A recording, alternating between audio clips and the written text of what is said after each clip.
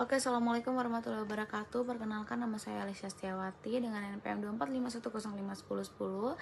Saya di sini dari kelompok 1 Metopen yang berisikan Sarah Huta Gaul, Chelsea, dan juga Zahra Fadila Putri, lalu Maya Pasa, lalu ada Tamara, lalu ada Ahmad Farudin, lalu Nadia Mutiara, Syifa Cahya, dan saya sendiri Alicia Setiawati, lalu ada Ajmali Al-Fadila, dan yang terakhir ada Ahmad Sabura Fatah. Baik, di sini ada beberapa pembahasan, yaitu yang pertama ada pengertian dan hakikat laporan akhir, lalu ada fungsi dan tujuan laporan akhir, lalu ada prinsip dan karakteristik laporan akhir, lalu ada jenis-jenis laporan akhir, sistematika dan struktur laporan akhir, bagian pendahuluan laporan akhir, lalu ada landasan teori dan tinjauan pustaka, lalu ada metode dan prosedur penyusunan, lalu ada penyusunan isi atau pembahasan laporan, lalu ada bahasa, tata tulis, dan etika akademik, dan yang terakhir itu ada kesimpulan, saran, evaluasi, dan penyempurnaan laporan. Baik, untuk saya sendiri di sini saya akan menjelaskan beberapa materi, yaitu yang pertama itu sebenarnya apa sih pengertian laporan akhir. Nah, jadi teman-teman mohon izin, laporan akhir itu merupakan bentuk pertanggungjawaban tertulis yang disusun setelah seluruh kegiatan atau penelitian selesai dilaksanakan. Jadi laporan ini tuh bukan hanya berisi hasil penelitian aja, tetapi juga menggambarkan seluruh proses yang telah dilakukan. Nah, terus selanjutnya saya akan menjelaskan di sini ada definisi menurut para ahli. Yang pertama itu ada John Criswell, terus Christy Williamson, terus yang terakhir ada Patrick Bidik. Kalau misalnya untuk John Criswell sendiri, menurut John Criswell itu laporan penelitian itu merupakan hasil dari suatu studi yang telah dilakukan ya, dan berisi penyelidikan terhadap suatu permasalahan, termasuk pertanyaan penelitian serta data yang dikumpulkan dan dianalisis. Nah, kemudian yang kedua itu ada Christy Williamson. Nah, kalau menurut Christy Williamson sendiri, laporan penelitian itu adalah dokumen yang menyajikan hasil penelitian dengan struktur seperti latar belakang, terus ada tinjauan, pustaka, metode, terus temuan, terus ada kesimpulan dan juga rekomendasi. Nah, terus sementara itu menurut Patrick Bidik apa? Menurut Patrick Bidik sendiri, laporan penelitian itu bertujuan untuk menjawab pertanyaan tertentu yang berkaitan dengan suatu permasalahan atau praktik. Jadi menurut para ahli tadi dapat disimpulkan bahwa laporan akhir itu merupakan dokumen ilmiah yang menyajikan proses dan hasil penelitian secara terstruktur. Terus yang terakhir aku mau ngejelasin tujuan dan kedudukan laporan akhir. Nah, jadi untuk laporan akhir itu sebenarnya memiliki tujuan dan kedudukan yang penting ya teman-teman. Nah, yang pertama, laporan akhir itu berfungsi untuk mendokumentasikan dan menyampaikan seluruh proses serta hasil kegiatan secara sistematis.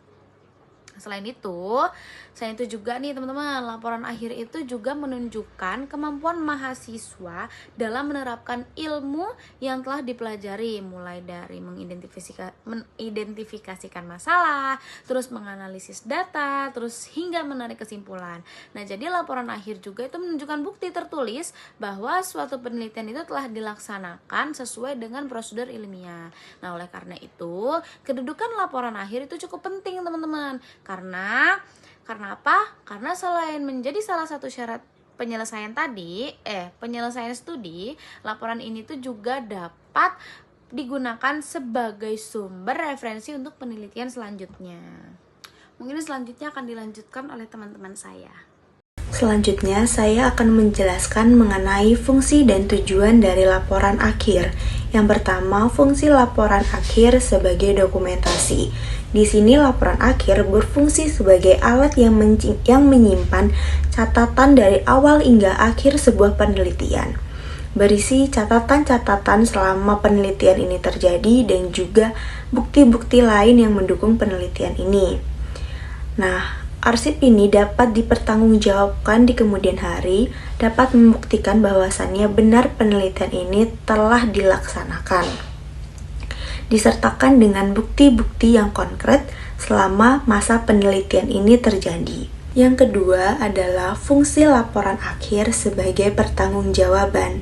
Ini masih sangat berhubungan dengan yang pertama, seperti yang sebelumnya saya jelaskan, bahwasannya laporan akhir ini berfungsi sebagai alat yang menyimpan catatan dan juga bukti-bukti selama masa penelitian ini dilakukan. Tentunya dengan semua arsip ini dapat dipertanggungjawabkan ke depannya. Yang ketiga adalah fungsi laporan akhir sebagai sumber informasi. Seperti yang sudah saya jelaskan sebelumnya, bahwasannya laporan akhir ini berisi data-data, yaitu informasi-informasi dari awal hingga akhir masa penelitian. Laporan akhir ini bisa dijadikan sebuah dasar untuk dilakukannya penelitian di kemudian hari, sehingga ini bisa membantu penelitian di kemudian hari. Bisa dari evaluasinya ataupun metodologi yang telah dilakukan sebelumnya. Sehingga laporan akhir ini bisa membantu penelitian selanjutnya. Selanjutnya adalah fungsi laporan akhir sebagai bahan evaluasi. Tentunya kita akan menemukan hambatan dari awal hingga akhir masa penelitian. Hal inilah yang bisa kita jadikan evaluasi dari hambatan-hambatan tersebut. Bisa dilihat dari metode yang telah kita gunakan, apakah efektif atau tidak. Dan tentunya data-data ini dapat dijadikan acuan untuk penelitian yang akan mendatang atau penelitian selanjutnya. Dan menurut ahli yaitu Muryadi dan juga Suharsini Arikunto, evaluasi tidak hanya melihat hasil akhir, tetapi juga mengeksplorasi kendala yang terjadi di lapangan dan efisiensi metode yang telah dilaksanakan. Oleh karena itu, laporan akhir ini memiliki fungsi sebagai bahan evaluasi.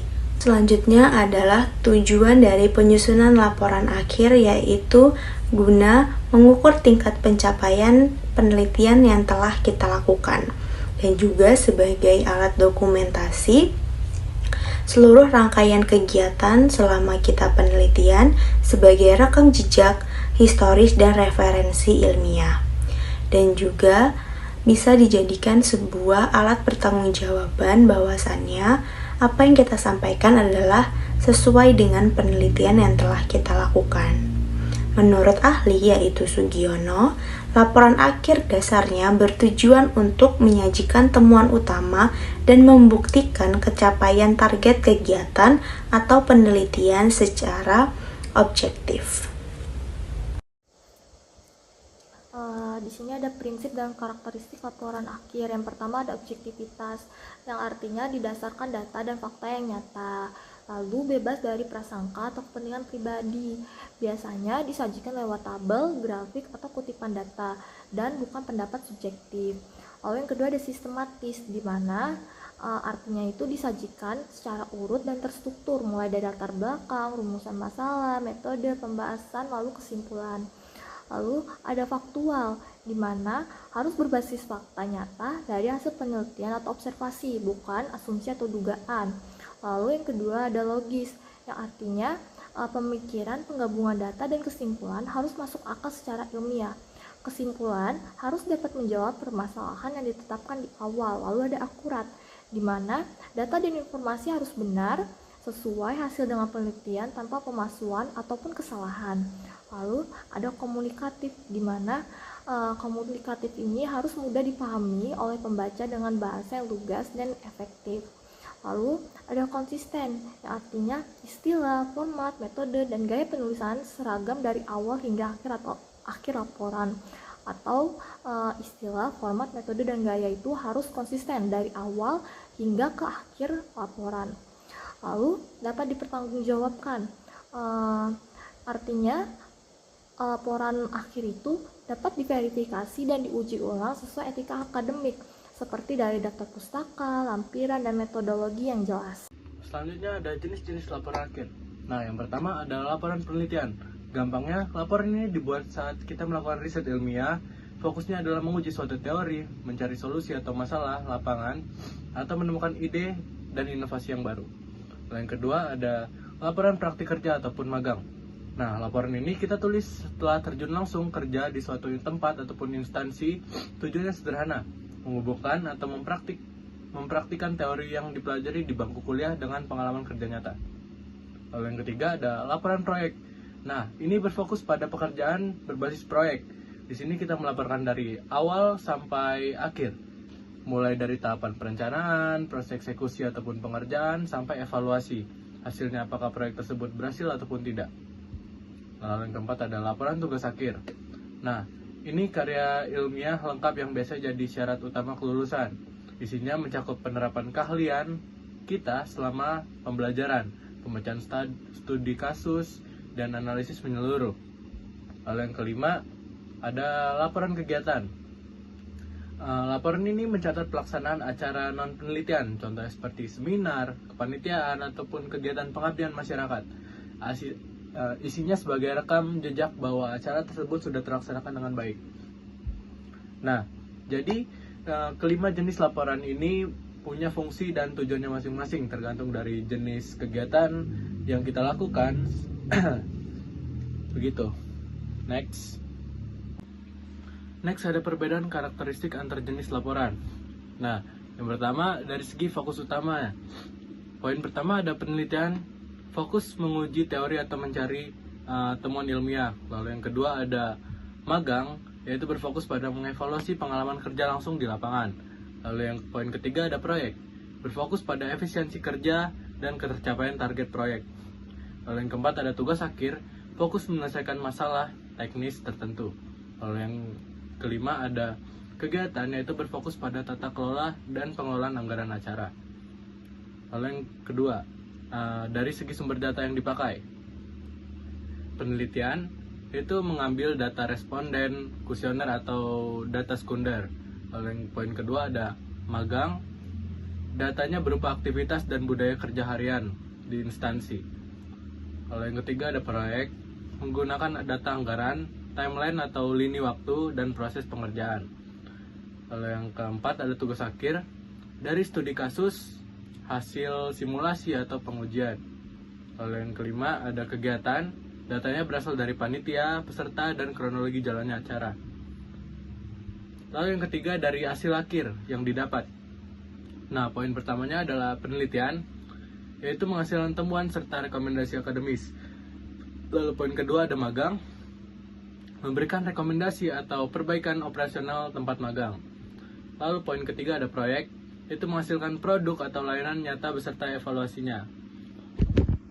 Lalu yang keempat ada tugas akhir, dengan melahirkan solusi terapan yang siap dipakai. Nah, kegiatan yang nomor kelima ada kegiatan, yaitu menghasilkan evaluasi acara dan laporan pertanggungjawaban keuangan. Nah, jadi intinya setiap laporan punya kekhasannya tersendiri dari data yang dicari hingga wujud akhir laporannya. Boleh disesuaikan dengan jenis kegiatan yang sedang dijalani. Terima kasih. Baik, selanjutnya saya akan menjelaskan mengenai komponen sistematika laporan akhir. Jadi, secara umum laporan akhir memiliki 6 komponen utama yang disusun secara berurutan. Yang pertama adalah halaman awal, yang terdiri dari cover, halaman pengesahan, kata pengantar, daftar isi, daftar tabel atau gambar, dan abstrak. Kemudian, yang kedua adalah pendahuluan. Pada bagian ini, biasanya dijelaskan mengenai latar belakang, identifikasi, dan rumusan masalah, lalu ada tujuan, manfaat, serta batasan masalah. Nah, yang ketiga adalah pembahasan. Ini merupakan bagian inti dari laporan dan isinya akan menyesuaikan dengan jenis laporan yang dibuat. Misalnya, laporan penelitian, magang, proyek, atau kegiatan. Selanjutnya, yang keempat adalah penutup, yang berisi kesimpulan dan saran. Kesimpulan harus menjawab rumusan masalah, sedangkan saran sebaiknya bersifat konstruktif dan bisa diterapkan. Yang kelima adalah daftar pustaka, yaitu seluruh sumber yang digunakan sebagai rujukan dalam laporan. Daftar pustaka harus disusun secara alfabetis dan menggunakan satu gaya sitasi secara konsisten. Dan yang terakhir adalah lampiran. Lampiran ini berisi data-data pendukung seperti instrumen penelitian, data mentah, dokumentasi, atau transkrip wawancara. Jadi, keenam komponen ini sebenarnya membentuk alur laporan dari bagian awal sampai bagian pendukung, sehingga laporan menjadi lebih terstruktur dan mudah dipahami. Selanjutnya, di slide 14 ini kita akan membahas lebih detail mengenai isi halaman awal dan variasi bagian pembahasan.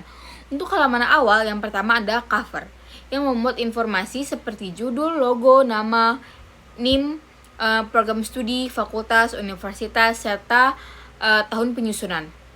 Kemudian ada halaman pengesahan yang biasanya berisi tanda tangan dari dosen pembimbing atau penguji sebagai bentuk pengesahan laporan. Setelah itu ada kata pengantar dan daftar isi. Khusus untuk laporan penelitian atau tugas akhir biasanya juga terdapat abstrak yang secara singkat menjelaskan isi utama laporan seperti tujuan, metode, dan hasil penelitian. Nah, yang menarik adalah bagian pembahasan yang tidak selalu memiliki struktur yang sama karena tergantung pada jenis laporan. Untuk laporan penelitian atau tugas akhir, pembahasannya biasanya dimulai dari landasan teori, kemudian metode, lalu hasil pembahasan. Sedangkan untuk laporan praktik kerja atau magang biasanya lebih berfokus pada gambaran instansi, kemudian uraian kegiatan yang dilakukan, serta bagaimana kegiatan tersebut dikaitkan dengan teori yang sudah dipelajari. Sementara itu, untuk laporan proyek atau kegiatan, pembahasannya lebih menekankan pada proses perencanaan, pelaksanaan, dan evaluasi. Jadi, dapat disimpulkan bahwa sistematika laporan akhir ini memiliki kerangka yang umum, tetapi bagian pembahasannya dapat disesuaikan dengan tujuan dan jenis laporan yang dibuat. Saya akan membahas mengenai laporan subbab penting dalam penyusunan laporan, yaitu bagian pendahuluan laporan akhir. Nah, pendahuluan ini tuh mencakup 6 komponen pertama. Yang pertama, latar belakang. Latar belakang berfungsi sebagai landasan pemikiran yang menjelaskan alasan, konteks, serta urgensi mengapa suatu topik kegiatan atau penelitian penting untuk dilaksanakan. Dalam menyusun latar belakang, kita umumnya menggunakan alur piramida terbalik. Artinya, pembahasan dimulai dari hal-hal yang bersifat umum atau mendasar, lalu menyempit ke permasalahan yang lebih spesifik di lokasi atau objek kajian, hingga akhirnya diakhiri dengan alasan kuat mengapa laporan harus ditulis. Yang kedua, identifikasi masalah. Nah, bagian ini merupakan proses menemukan dan menguraikan berbagai permasalahan yang berkaitan dengan topik pembicaraan. Masalah yang diidentifikasi harus berdasarkan fakta atau kondisi nyata di lapangan yang telah dijelaskan dalam latar belakang. Yang ketiga, rumusan masalah. Nah, rumusan masalah merupakan pertanyaan-pertanyaan dasar yang menjadi fokus utama dalam penyusunan laporan akhir. Bagian ini disusun berdasarkan masalah yang sudah kita identifikasi sebelumnya dan harus berkaitan erat dengan tujuan yang ingin dicapai. Rumusan masalah sebaiknya dibuat secara jelas, spesifik, dan tentunya dapat dijawab melalui proses penelitian atau kegiatan yang kita lakukan. Yang keempat, tujuan. Tujuan merupakan pernyataan mengenai hasil yang ingin kita capai melalui kegiatan atau penelitian tersebut.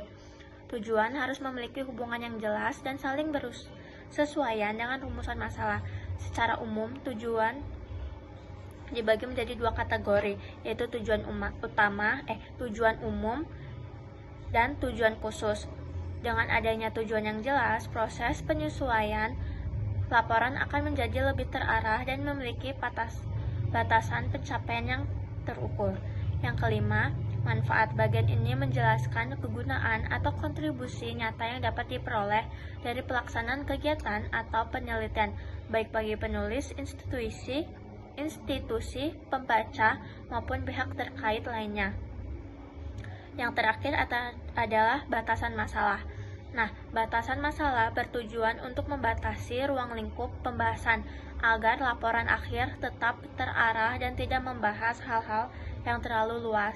Batasan ini dapat mencakup objek penelitian, subjek, lokasi, waktu, variabel, maupun aspek-aspek tertentu saja yang akan dibahas. Dengan adanya batasan masalah, penulis dapat lebih fokus dalam mengumpulkan data dan menganalisisnya. Yang ketujuh ada landasan teori. Dimulai dari pengertian dan juga unsur. Yang pertama, pengertian landasan teori yaitu merupakan sebuah kumpulan asumsi, konsep, konstruk, dan juga proporsi untuk menerangkan fenomena sosial secara sistematis serta menunjukkan hubungan antar fakta dan juga menyusunnya dalam bentuk yang terorganisir serta sistematik agar mudah dipahami.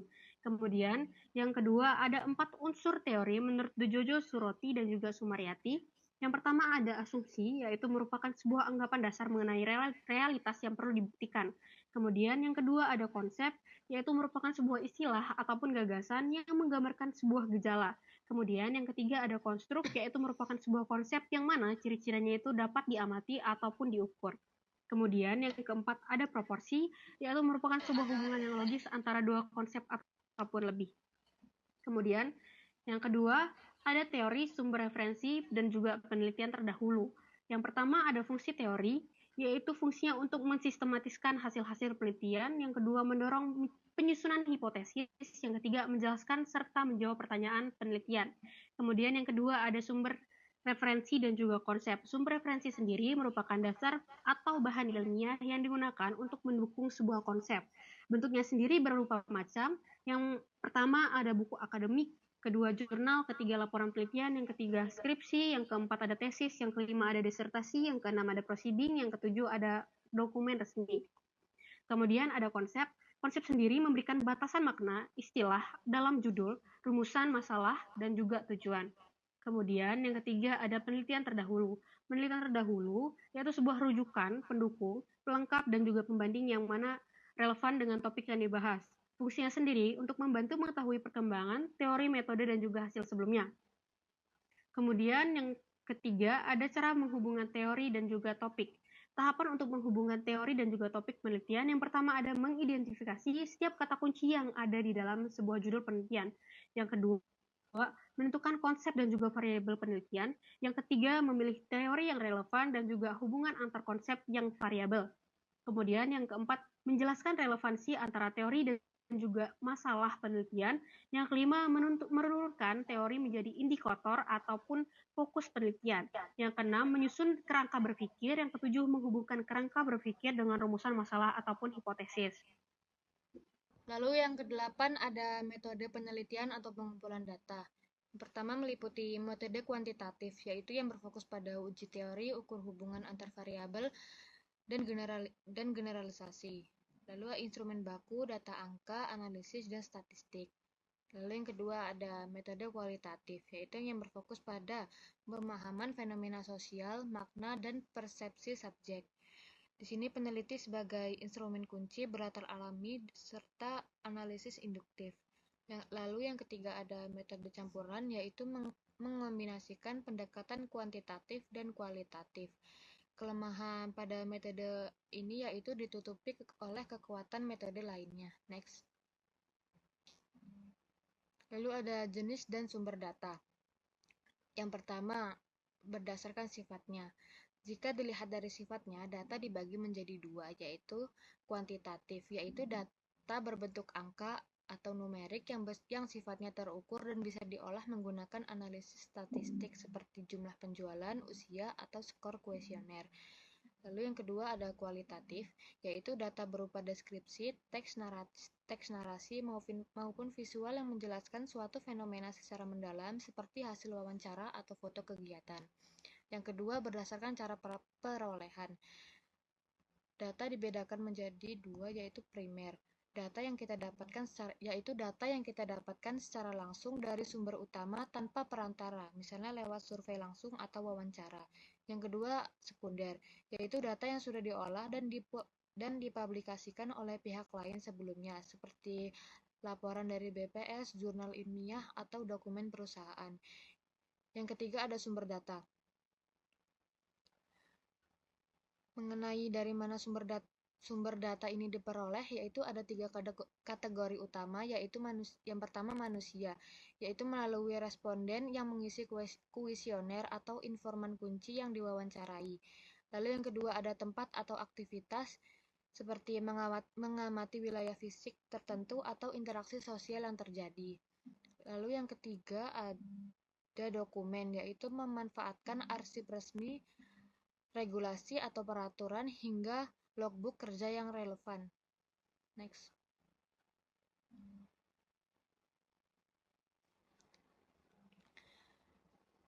Lalu yang ketiga ada teknik pengumpulan data atau prosedur pelaksanaan. Yang pertama ada melalui wawancara. wawancara atau interview. Ini gimana?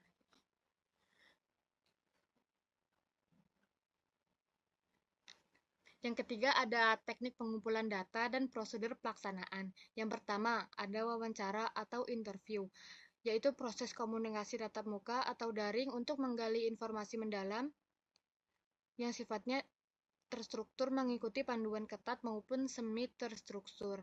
Yang kedua ada melalui kuesioner atau angket, yaitu teknik pengumpulan data dengan cara memberikan seperangkat pertanyaan atau pernyataan tertulis kepada responden untuk dijawab. Yang ketiga ada observasi, yaitu teknik mengamati secara langsung terkait perilaku manusia, proses kerja, atau gejala alam secara sistematis tanpa manipulasi. Lalu yang keempat ada studi dokumentasi, yaitu metode pencari data mengenai hal-hal atau variabel yang berupa catatan, transkrip, buku, surat kabar, majalah, dan prasasti. Lalu yang kelima ada focus group discussion, yaitu diskusi kelompok kecil yang dipandu oleh moderator untuk mengeksplorasi persepsi kelompok terhadap topik spesifikasi secara interaktif. Lalu ada prosedur pelaksanaan. Yang pertama ada tahap persiapan, yaitu menyusun instrumen pengumpulan data, serta melakukan uji validasi dan reliabilitas, lalu mengurus perizinan administrasi seperti surat izin penelitian dari kampus ke instansi tujuan.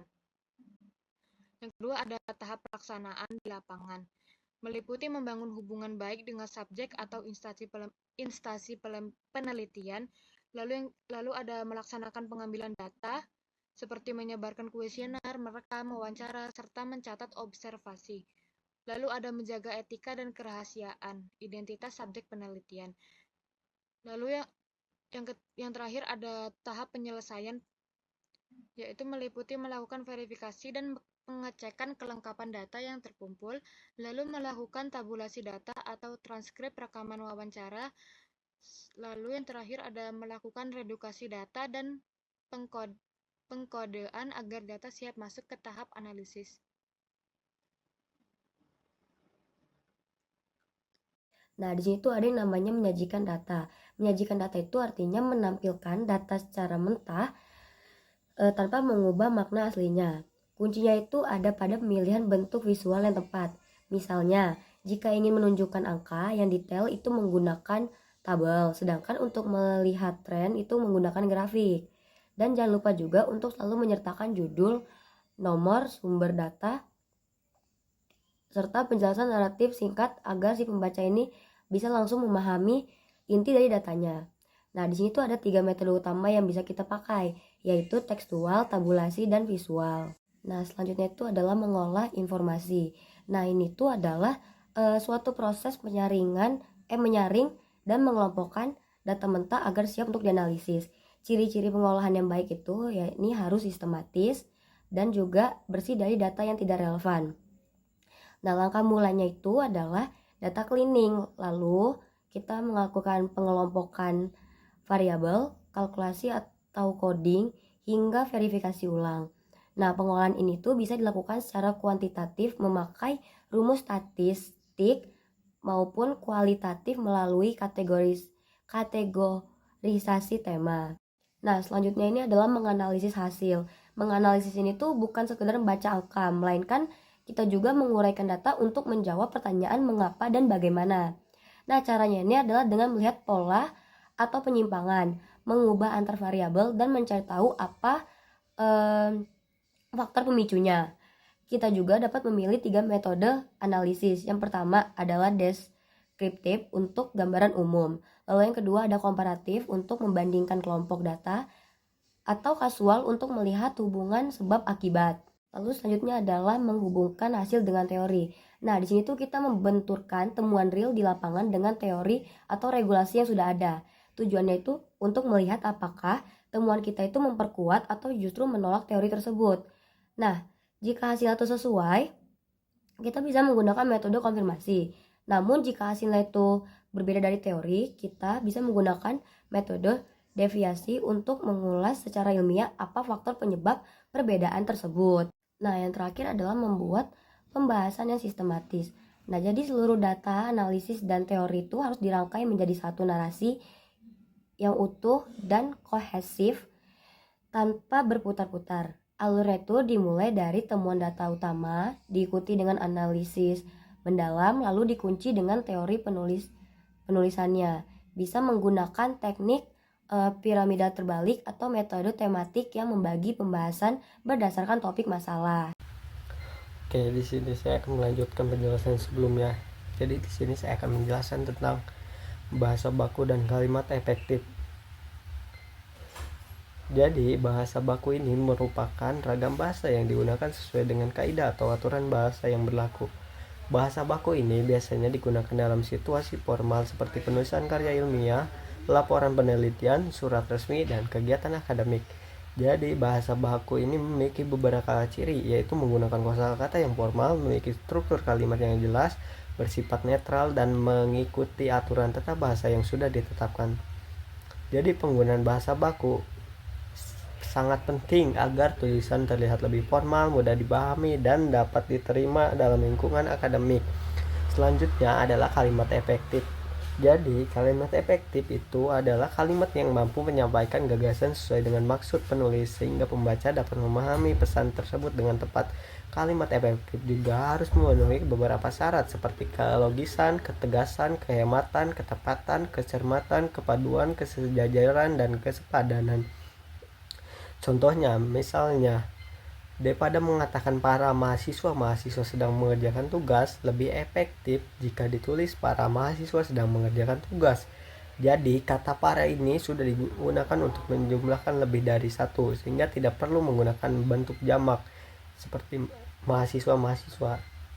Jadi, penggunaan bahasa baku dan kalimat efektif sangat penting dalam karya ilmiah karena dapat membuat tulisan menjadi lebih jelas, formal, dan mudah dipahami. Slide selanjutnya, format penulisan, sitasi, dan daftar pustaka.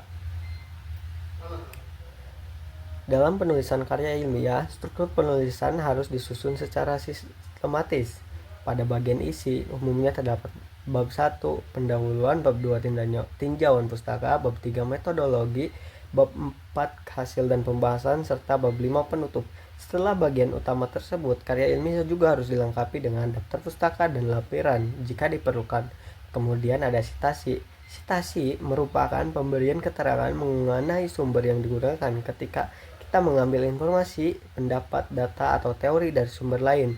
Sitasi ini sangat penting karena menunjukkan dari mana informasi tersebut berasal dan membantu menjaga kejujuran akademik. Sedangkan daftar pustaka merupakan kumpulan seluruh sumber yang digunakan dalam penulisan karya ilmiah. Sumber tersebut dapat berupa buku, jurnal, artikel, maupun sumber lainnya. Dalam membuat daftar pustaka, kita harus juga mengikuti gaya penulisan tertentu, misalnya gaya Chicago atau MLA. Yang paling penting adalah menggunakan satu gaya secara konsisten dari awal sampai akhir. Jadi sitasi dan daftar pustaka bukan hanya sebagai pelengkap tulisan, tetapi juga sebagai bentuk penghargaan terhadap sumber yang kita gunakan. Terus ada slide selanjutnya, itu plagiarisme dan praparse etika akademik. Plagiarisme merupakan tindakan mengambil ide, kata-kata, atau karya orang lain tanpa memberikan atribusi atau pengakuan yang tepat kepada sumber aslinya. Plagiarisme juga dapat memiliki beberapa bentuk, misalnya plagiasi langsung, plagiasi mosaik, plagiasi ide, dan self-plagiarisme. Kemudian ada parafrase, adalah menyampaikan kembali suatu informasi atau gagasan dari sumber asli menggunakan kata-kata dan struktur kalimat kita sendiri, tetapi mempertahankan makna dari sumber tersebut. Hal yang perlu diperhatikan adalah parafrase tetap harus mencantumkan sumber. Mengganti beberapa kata dari teks asli tanpa mencantumkan sumber bukan berarti kita sudah melakukan parafrase yang benar. Terakhir adalah etika akademik. Etika akademik merupakan prinsip yang harus diterapkan untuk menjaga kejujuran dan integritas dalam kegiatan akademik. Contohnya adalah menyajikan data sesuai kenyataan, mencantumkan sumber kutipan, tidak melakukan plagiarisme, serta memberikan penghargaan terhadap kontribusi orang lain. Dengan menerapkan etika akademik, kita tidak hanya menjaga reputasi diri sebagai mahasiswa atau peneliti, tetapi juga ikut menjaga kualitas dan kepercayaan terhadap dunia pendidikan dan ilmu pengetahuan. Terima kasih. Selanjutnya adalah membuat kesimpulan yang menjawab sebuah rumusan masalah. Nah, kesimpulan dari sebuah rumusan masalah sendiri adalah jawaban akhir atau ringkasan temuan yang secara langsung menjawab pertanyaan penelitian yang telah diajukan pada awal karya tulis tersebut secara selaras. Nah, yang dimaksud dengan selaras itu tidak boleh keluar dari lingkup masalah yang ada atau yang telah dirumuskan. Singkatnya, kesimpulan adalah pernyataan yang diambil secara ringkas dari keseluruhan hasil pembahasan atau analisis suatu masalah yang dirumuskan tersebut. Ciri-ciri dari kesimpulan sendiri, yang pertama adalah singkat, padat, dan jelas. Yang kedua, sesuai dengan topik atau rumusan masalah yang ada. Dan yang ketiga adalah berisi intisari dari sebuah topik atau rumusan masalah. Nah, ada beberapa cara membuat kesimpulan yang akan menjawab sebuah rumusan masalah. Yang pertama adalah baca ulang seluruh isi teks yang ada. Yang kedua adalah cari gagasan penting atau ide pokok dari teks yang ada. Dan yang ketiga adalah susun poin-poin penting dari teks tersebut secara ringkas. Dan yang keempat, mulai merangkai kesimpulan. Nah, pastikan semua kesimpulan yang diberikan itu menjawab dan selaras dengan rumusan masalah yang telah dirumuskan. Menulis kesimpulan tersendiri itu memiliki 3 metode. Yang pertama adalah metode generalisasi. Itu adalah metode yang sering digunakan untuk membuat kesimpulan dari karya tulis seperti makalah, artikel, dan paper dengan mengulas kembali keseluruhan pembahasan lalu merumuskannya menjadi satu kesimpulan yang fokus pada inti penelitian. Yang kedua adalah metode analogi. Metode analogi sendiri adalah metode yang dilakukan dengan memberikan gagasan atau ide pokok penelitian melalui perbandingan yang ada, sehingga lebih mudah dipahami, yang kemudian akan digunakan untuk menyederhanakan suatu penjelasan dalam penelitian ilmiah tersebut. Yang ketiga adalah metode korelasi. Metode korelasi adalah metode yang diawali dengan mengulas semua pembahasan dalam karya tulis tersebut yang berfokus untuk mencari dan menemukan hubungan sebab akibat dari permasalahan yang sedang diteliti. Tujuannya itu untuk memperjelas gagasan utama yang telah disampaikan pada bagian awal tulisan tersebut. Kemudian selanjutnya adalah penyusunan saran. Penyusunan saran adalah bagian akhir dari karya tulis atau laporan yang berisi anjuran, usulan, atau solusi konstruktif berdasarkan hasil dan kesimpulan penelitian tersebut. Saran yang diberikan itu harus bersifat spesifik, realistis, dan juga operasional. Kemudian ada syarat dan prinsip penyusunan sebuah saran. Yang pertama adalah relevan. Jadi, saran tersebut tuh harus sesuai dengan hasil temuan dan kesimpulan yang ada dan tidak keluar dari pokok bahasan. Yang kedua adalah logis dan realistis. Nah, saran itu harus masuk akal dan dapat diterapkan secara nyata di lapangan. Yang ketiga adalah operasional. Jadi, saran itu harus mengandung langkah atau tindakan praktis yang jelas isinya. Dan yang terakhir adalah disertai dengan harapan. Nah, yang dimaksud dengan harapan itu menuliskan ekspektasi perbaikan atau pengembangan ke depannya. Selanjutnya adalah langkah-langkah menyusun sebuah saran. Yang pertama adalah evaluasi kesimpulan dengan membaca kembali kesimpulan untuk melihat celah, kekurangan, dan ruang peningkatan yang belum terselesaikan. Yang kedua adalah tentukan target pihak terkait dengan mengidentifikasi siapa yang harus menjalankan sebuah saran tersebut.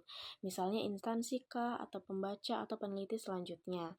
Yang ketiga adalah gunakan kalimat anjuran yang diawali dengan kata yang bersifat mengajak atau mengusulkan seperti disarankan, diharapkan, dan juga perlu adanya. Contoh kalimat saran seperti berdasarkan hasil penelitian tentang efisiensi kerja, disarankan kepada pihak manajemen perusahaan untuk menambah pelatihan rutin bagi pegawai bagian administrasi guna mempercepat proses pelayanan mereka. Gitu. Selanjutnya ada proses revisi laporan. Proses revisi laporan sendiri adalah tahap di mana laporan tersebut akan diperiksa, diperbaiki, dan juga disempurnakan untuk memastikan isi, struktur, dan bahasa yang sudah akurat serta sesuai dengan standar yang telah ditentukan. Ada beberapa tahapan untuk melakukan revisi laporan. Yang pertama adalah cek akurasi data seperti memastikan angka, grafik, dan fakta yang sudah ada itu benar dan valid. Memeriksa kesesuaian laporan dengan tujuan yang ada, dan juga memastikan kelengkapan bagian-bagian penting yang ada. Yang kedua adalah penataan struktur dan sistematika dengan memastikan ukuran font, tata letak, dan spasi yang tepat, serta perpindahan antar paragraf dan antar bab yang saling berhubungan dan logis, serta ketepatan nomor halaman, judul bab, tabel, dan juga gambar itu sudah sesuai. Yang ketiga adalah penyuntingan bahasa dengan memeriksa kembali agar tidak ada typo atau kesalahan penulisan pada teks, tidak ada tanda baca yang tidak sesuai, serta tidak ada kalimat yang kurang efisien atau bertele-tele. Yang keempat adalah pemeriksaan referensi dan memastikan nama yang ada pada teks terdapat pada daftar pustaka juga. Selanjutnya adalah proofreading. Jadi proofreading sendiri adalah tahap akhir dalam proses revisi laporan yang fokus pada pemeriksaan mendetail untuk menentukan dan memperbaiki kesalahan teknis kebahasaan dengan memastikan bahwa draft laporan itu bersih dari kesalahan minor sebelum diterbitkan dan dikumpulkan. Nah, ada beberapa elemen-elemen yang akan diperiksa saat pemeriksaan proofreading, seperti tipografi, itu seperti kesalahan penulisan kata. Nah, yang kedua itu adalah ejaan. Itu tuh kayak menuliskan kata-kata asingnya dengan benar, seperti di garis miring, seperti itu. Yang ketiga adalah tanda baca. Jadi, tanda baca seperti titik, koma, dan tanda hubung dan tanda petik itu harus dengan posisi yang benar. Yang keempat adalah kapitalisasi. Jadi, penggunaan huruf kapital itu juga harus dengan tepat. Dan yang terakhir adalah konsistensi, di mana gaya penulisan itu harus selaras antar paragraf ataupun antar kata, antar kalimat, dan antar bab juga. Nah, ada beberapa tips untuk melakukan proofreading. Yang pertama adalah memberi jeda setelah menulis agar mata lebih jeli untuk membaca kesalahan-kesalahan yang ada. Yang kedua adalah membaca dengan suara nyaring guna membantu mendeteksi kalimat yang kurang efektif. Dan yang ketiga adalah menggunakan fitur atau website pengecekan pengejaan otomatis seperti KBBI daring. Dan yang keempat adalah baca secara berulang agar pemeriksaan itu dapat lebih detail dan lebih mendalam. Selanjutnya adalah pengecekan format. Pengecekan format adalah proses pemeriksaan data, teks, atau file untuk memastikan strukturnya itu udah sesuai dengan aturan standar atau tipe yang telah ditetapkan sebelum diproses lebih lanjut dengan tujuan untuk mencegah data rusak, menjaga keberagaman data, dan memastikan file dapat dibuka dan menghindari kesalahpahaman yang ada. Ada beberapa jenis-jenis pengecekan format seperti validasi data, seperti cek data teks, angka email, dan tanggal sesuai dengan pola sistem. Yang kedua adalah format file, seperti cek eksistensi file. Yang ketiga adalah tata letak dokumen, seperti cek ukuran kertas, margin, dan juga jenis huruf. Selanjutnya adalah finalisasi laporan. Finalisasi laporan adalah tahap akhir penyempurnaan dokumen laporan melalui proses pengecekan data, perbaikan isi berdasarkan koreksi atau masukan hingga format tulisan disetujui dan siap untuk diserahkan atau dipublikasikan dengan tujuan untuk memastikan data dan informasi itu valid, menghilangkan kesalahan tulis atau hitung, dan merapikan format sesuai dengan aturan dan membuat laporan juga siap dipakai. Ada beberapa langkah-langkah untuk melakukan finalisasi laporan. Yang pertama adalah cek ulang data angka dan fakta. Yang kedua, perbaiki isi dari saran atasan atau seseorang penguji. Dan yang ketiga adalah rapikan tata letak dan bahasa. Dan yang keempat, minta tanda tangan pengesahan. Sekian penjelasan dari saya. Terima kasih.